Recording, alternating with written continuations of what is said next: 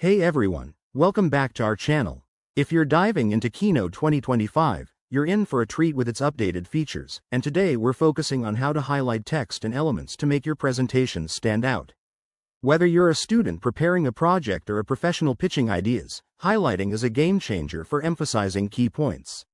Let's jump right in. First, make sure you have Keynote 2025 open on your Mac.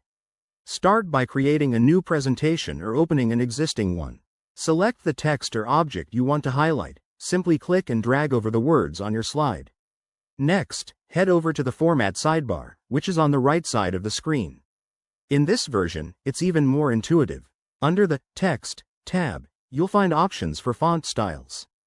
To highlight, change the text color by clicking on the color swatch and picking something vibrant like yellow or pink. It'll make your content pop. But Keynote 2025 has a cool new feature: the dedicated highlight tool. Select your text, then go to the Insert menu at the top and choose Highlight. This adds a dynamic glow or underline effect that you can tweak for a professional look. Now, customize it. In the Format sidebar, adjust the highlight's color, intensity, and even add subtle animations, like a fade-in effect, to draw attention without overwhelming your audience. A quick tip: save time with keyboard shortcuts. For basic highlighting, use Command+B for bold or Command+Shift+H for the new highlight option. It's a real time saver. Once you're done, preview your slide by hitting the play button.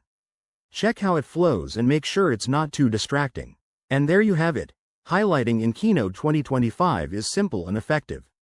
If this helped, hit that like button and subscribe for more tech tips. Thanks for watching, and see you in the next video.